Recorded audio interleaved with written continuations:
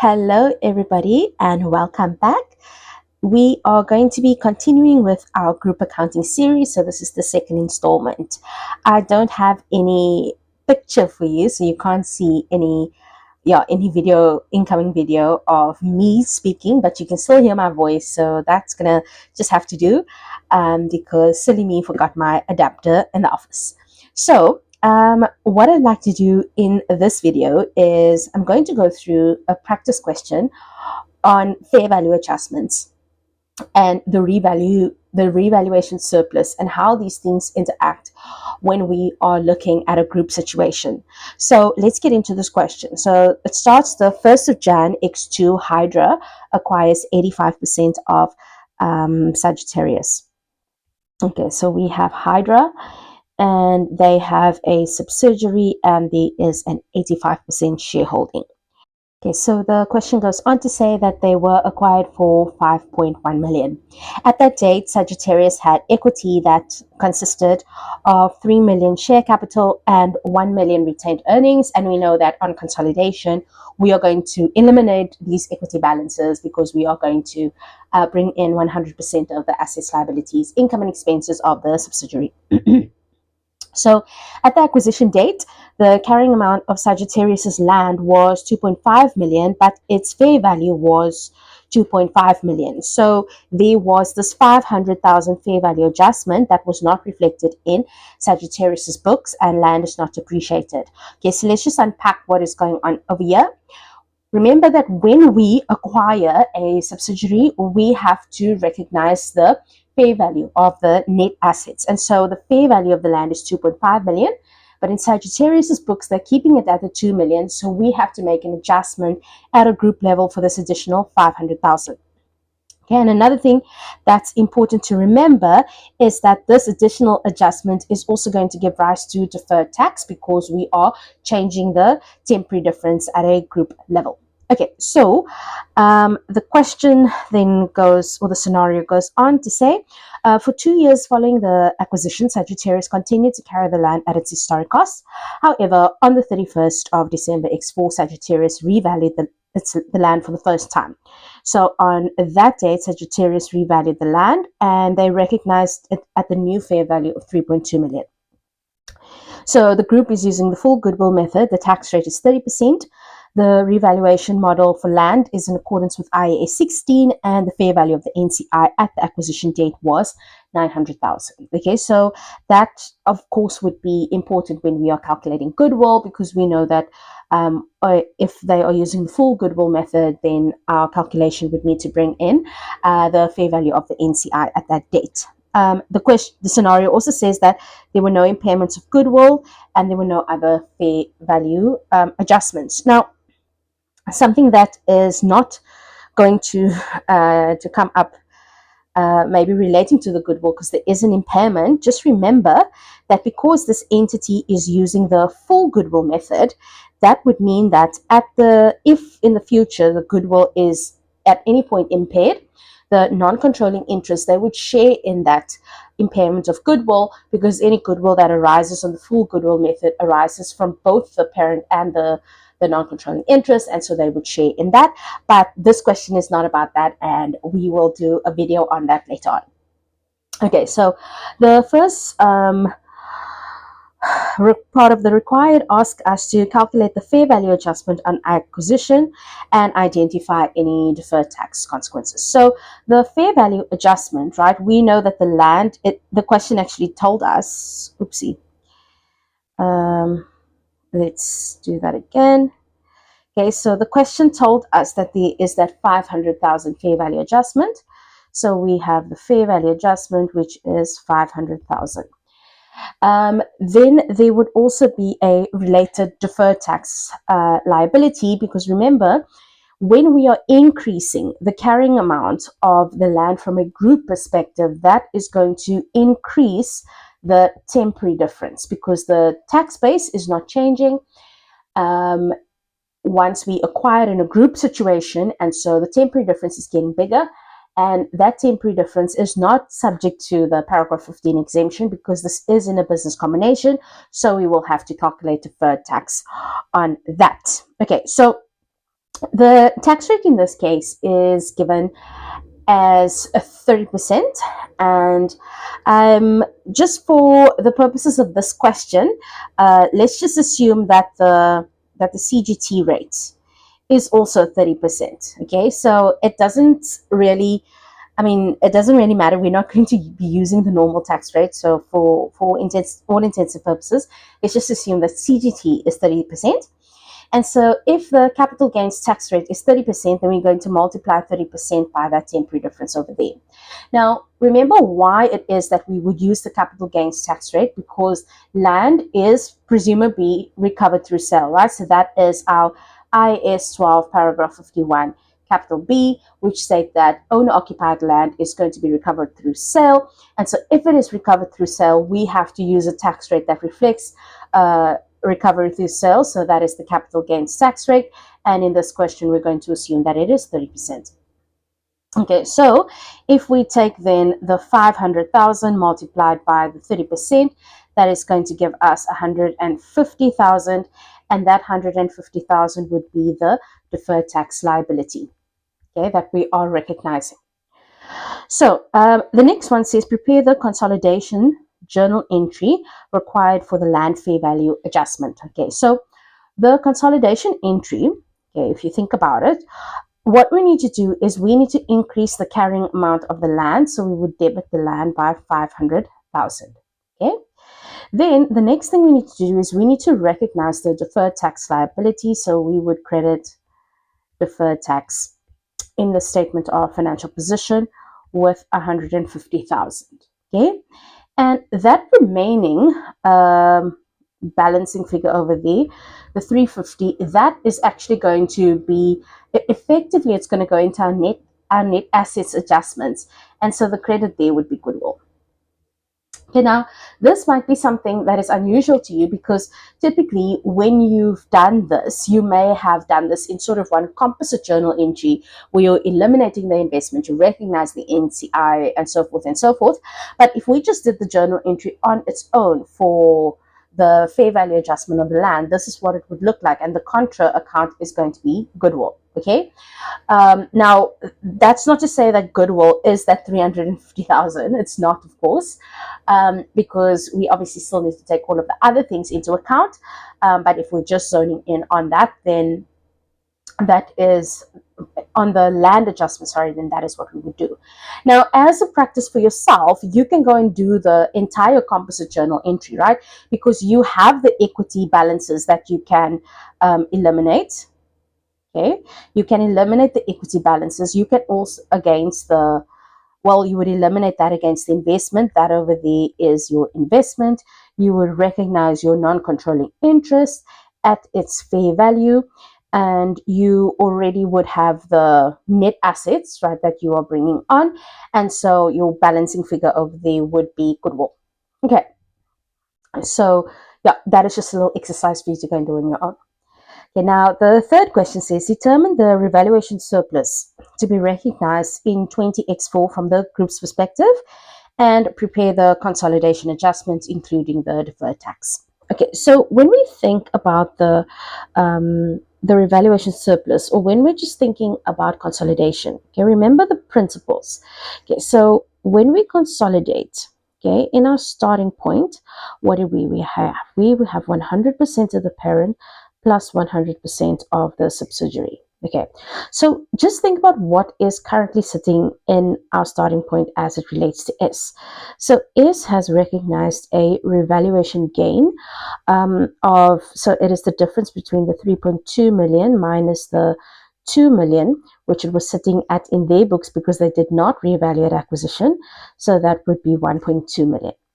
Then they would also have recognized deferred tax in other comprehensive income, which would be at 30% of that. And remember, 30% here is the capital gains tax rate. So that would give us deferred tax in OCI that they would have recognized of 360,000. Okay, then in terms of the impact on the revaluation surplus, it would be the net of these two, and so that would be 840,000 increase in the revaluation surplus.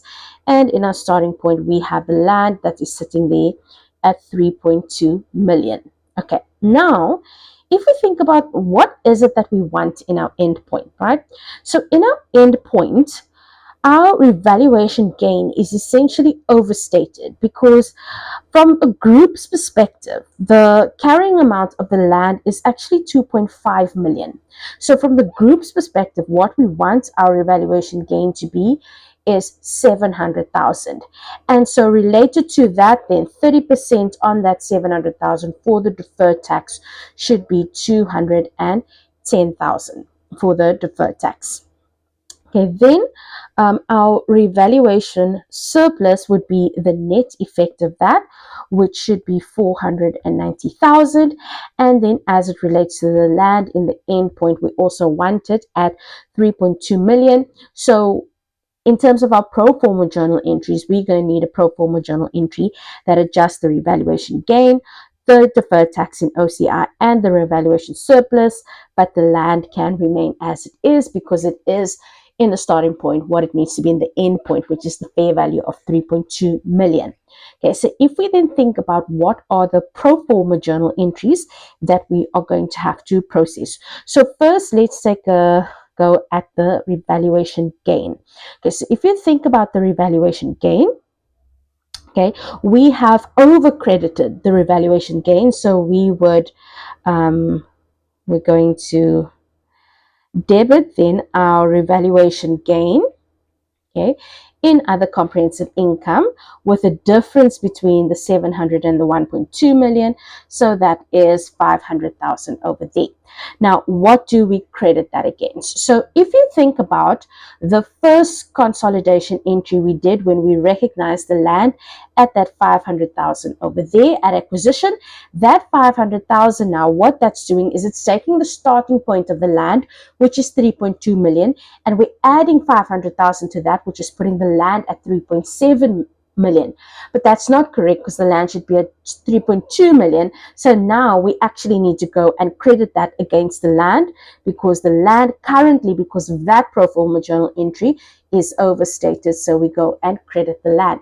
And think about why that makes sense, because we recognize that pro forma journal entry at the beginning, and now that we've done this revaluation, we are realizing that we're effectively realizing that 500,000. Okay, so now we have fixed the revaluation gain. So we've got to then move on to the deferred tax. So we would have debited OCI with 360, but we needed to be debited at 210. So we are going to credit our deferred tax in other comprehensive income with the difference over there, which is 150,000.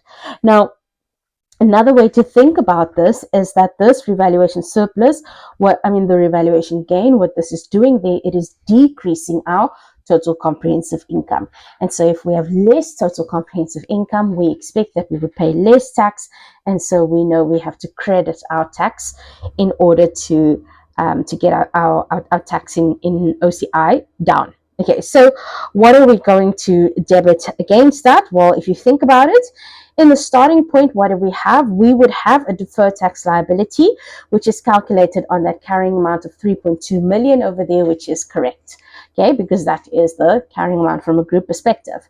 But when we did this at acquisition journal entry over here, the 150, we are effectively increasing the deferred tax liability in our on top of what's already sitting in our starting point, and that is making the deferred tax liability too high. And so we then need to go and debit the deferred tax in the statement of financial position, which would be 150K. Okay, then what else do we need to do? So, okay, so we've done the deferred tax, and now we've got to fix the revaluation surplus. So the revaluation surplus is at 840 in the starting point, but it's meant to be at 490 in the end point, so it is currently too high. Okay, so think about what's going to happen with these journal entries over here. Okay, so this revaluation gain over here must get closed off to the revaluation surplus. So we would credit the revaluation gain in other comprehensive income of 500,000. Then for the deferred tax over here, we are going to debit the deferred tax in other comprehensive income of 150,000, and we can see that there is a balancing debit, and so that balancing debit of 350,000 is going to decrease the revaluation surplus, which is exactly the difference that we expect to see over there. Yeah, and there's nothing that we need to do with the land because the land is correct, and overall the deferred tax liability is correct because it's being calculated on the 3.2 million. So those are the adjusting journal entries that we would then process in order to get to the groups corrected revaluation, to correct the to create the revaluation from a group's perspective. Now, there is one thing that I am missing or that I have ignored over here, and that is the following, right? When you think of the revaluation surplus, that revaluation surplus over there, remember, any reserve in equity is going to be the parent share. So the parent over here has this 85% holding, okay? So we need to understand then that this revaluation surplus that we have, we've now done all of these journal entries to get it to the 490, but the 490, right, of that 416,500 is attributable to the parent equity holders, and then the difference over there, which is 73,500, that relates to the non-controlling interest. So we need to do an attribution to the non-controlling interest for their share of the revaluation surplus. So let's do that one as well. So what we need to do is we need to increase the non-controlling interest in the statement of financial position. So we are going to increase the non-controlling interest in the statement of financial position with their share, which is 73,500, and then we are going to debit the non-controlling interest in other comprehensive income with 73,500. And so the effect of this journal entry, it's going to make sure that our revaluation surplus at a group level is going to be reflected then at that amount in retained earnings, and then when it comes to the non-controlling interest, it would have 73,500 there as well. Okay, so last question, explain the impact of the revaluation surplus on the consolidated OCI, on the revaluation surplus in equity, the deferred tax, the non-controlling interest, and the goodwill, if any. Okay, so well, let's think about what the changes are going to be. So as it relates to this non-controlling interest, if you think about it, so what's going to happen for our consolidated OCI? So the consolidated OCI is going to increase by 700,000, but decrease by 210,000. So there's going to be overall a net increase of 490,000 on the consolidated OCI. Okay, then in terms of our revaluation surplus, there is going to be this increase over here of 416,500. So that would be the net increase in the revaluation surplus in equity. Okay, as it relates to the deferred tax, how's the deferred tax going to change? The deferred tax, the change on the liability would again be this 210,000 there, because if we're increasing the deferred tax on OCI, then the liability equally is going to increase by the same amount. And then what about the non-controlling interest in equity? Well, the non-controlling interest, they are going to increase by that amount over there. And then lastly, the impact on the goodwill because of the revaluation that we have done. Well, there is going to be zero impact on the goodwill. And think about why that is, because goodwill is calculated once at the acquisition date. And so if we are then subsequently doing the fair value adjustments on the assets or whatever transactions we do post acquisition, that is not going to impact the goodwill. The only thing that is going to impact the goodwill would be if there is an impairment on the goodwill, and that impairment would be attributed to both the parent and the non-controlling interest, because in this case, the entity is using the full goodwill method. Okay, so the key thing I want you to take away from this question is getting into the habit of thinking about the starting point. Okay, what is sitting in the starting point and comparing that to what it is that we want in our end point, right? Which is over here. What is sitting in the end point. And so you've got to think carefully what is at the beginning, what do I already have in terms of the line items in my financial statements, what do I ultimately want those to be, and my pro forma journal entries are just the differences that are getting me from the one to the other. So that's the first thing you need to remember. The second thing you need to remember is that when we are dealing with the statement of changes in equity, right, it's different from the other statements in that these are all 100%, these are all 100% amounts. Let me just get a different pen. Okay, everything here, these are 100% amounts because those are the income, expenses, assets, and liabilities. But when we deal with equity, right, in equity, the reserves that are for the parent equity holders are going to be their share, which is 85%, and whatever belongs to the non-controlling interest would be their share, and that would go in a separate column. So those are the key principles that I want you to get out of this example. And I look forward to seeing you in the next installment of our group accounting. Okay, see you in the next video.